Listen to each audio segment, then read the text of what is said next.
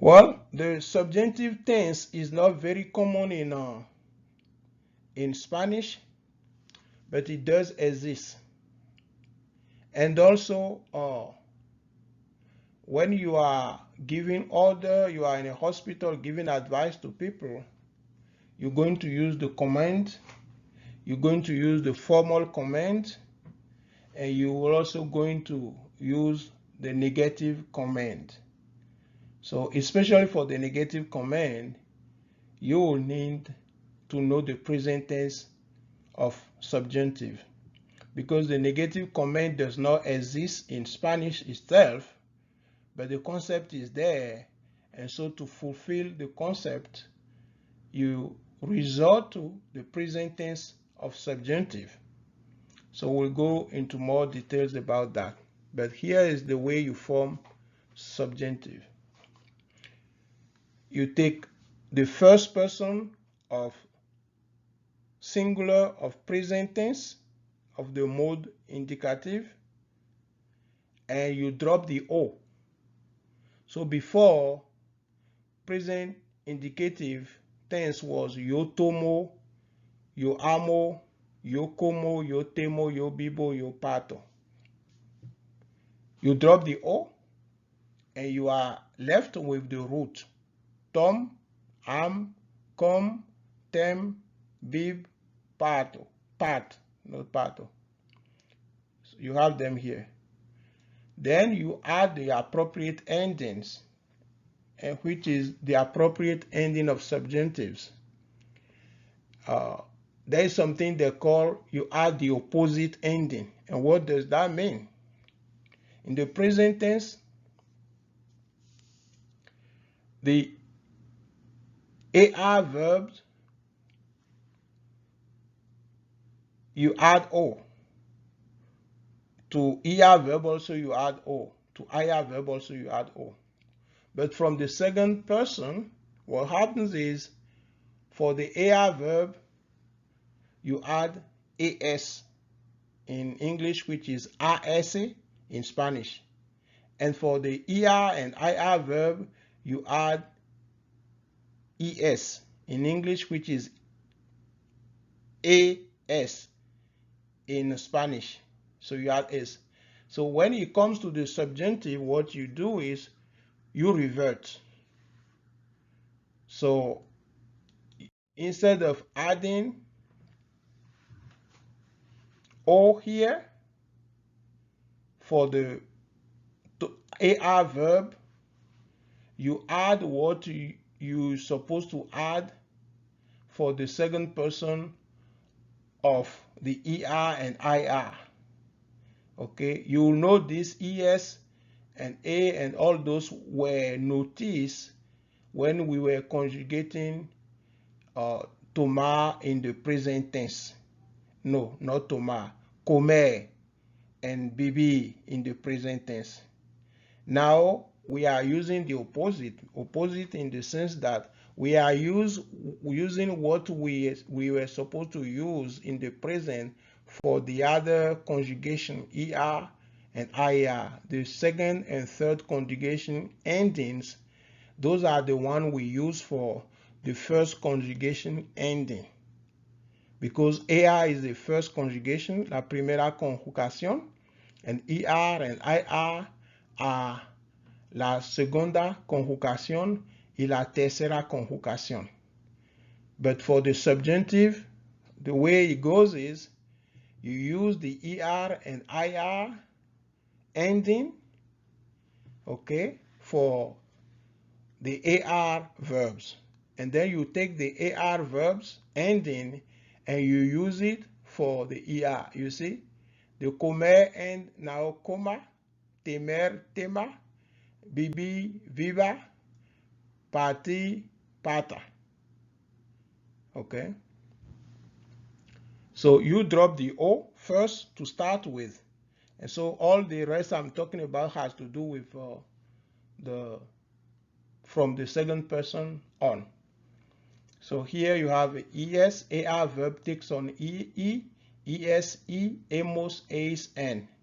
And ER and IR verb takes on A, A-S-A, A, Amos, Ice, N. So that's why they call it you revert. Okay?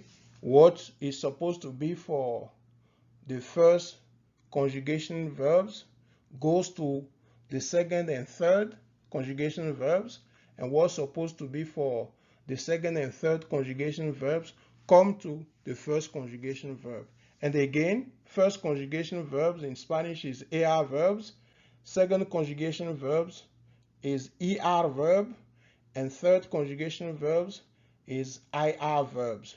Okay, so that's how the subjunctive behaves. It's good to know it because when you are making negative comment, you will have to resort to the present subjunctive to fulfill your intent. So it's not stuff that are easy to grab in one sitting. So you can mute, take note, or come back to it, review, and as we are studying tests, if any of those patterns occur, I will allude to it. And then after the course, just like I said before, after you complete this course, get yourself fully immersed first into vital sign measurement practice and speaking opportunities, and train your ears, improve your auditory capabilities, and as those linguistic skills are developed, at some point, if you want to study something else, if you want to convert other micro skills in the medical field, you can tackle it. The procedure, the techniques that we are going to use in module 3 and 4, you can transfer those techniques to other fields.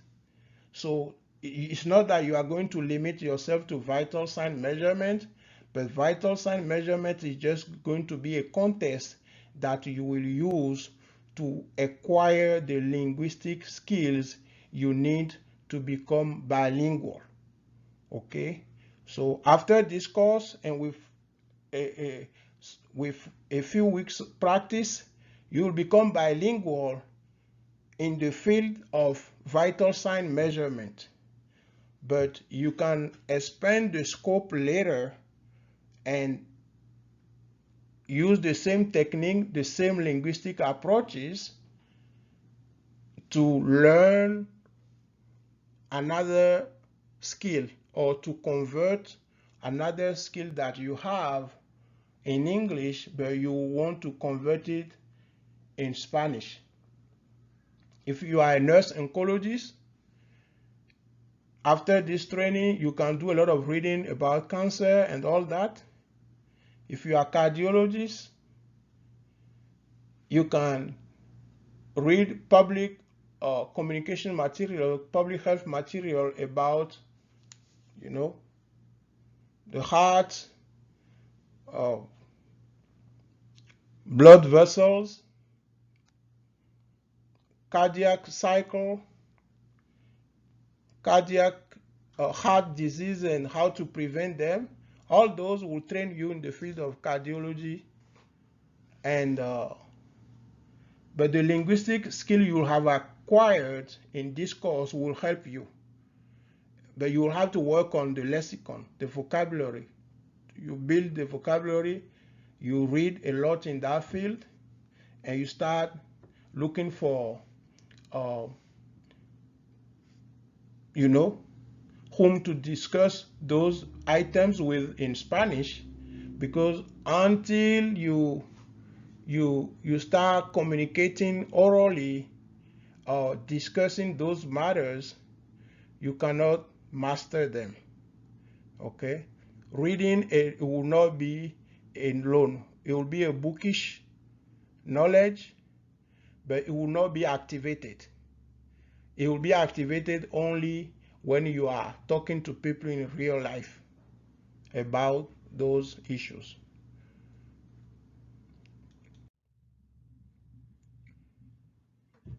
Well, as I was saying before, when you have in a situation where you have to give advice, you have to or request something, you resort to command, or also known as imperative. Okay, so for the 6 verbs that we have studied earlier, Tomar, amar, comer, temer, vivir, partir, these are the informal commands. Okay, obviously you don't use yo in the command because you are not giving order to yourself. Okay, unless you are, I don't know in what circumstances you can exhort yourself. Maybe you wake up and you are facing something and you look into the mirror and say, okay, I have to study Spanish.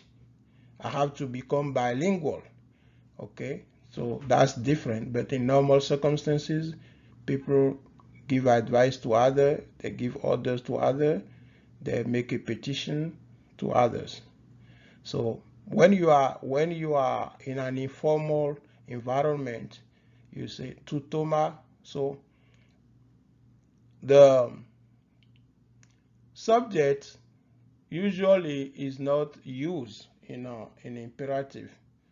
So you can say Tomar, ama, come, teme, bibe, pate.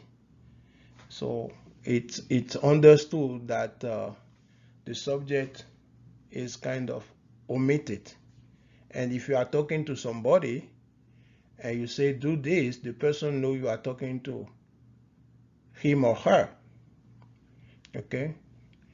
In the formal or courtesy, which is also politeness, circumstances, it's the usted form that you use. And the usted form for Tomar will be the subjunctive that we were talking about. Okay, so you have tome, ame, coma, tema, biba, pata. The nosotros, if you are exhorting yourself meaning you belong to a group where you are exhorting yourself, you are going to do something and you are deciding together, then that command or imperative can apply to the plural, the first person plural. And those verbs will be tomemos, amemos, comamos, temamos, bibamos, and patamos. And verb that you can model after these will behave the same way.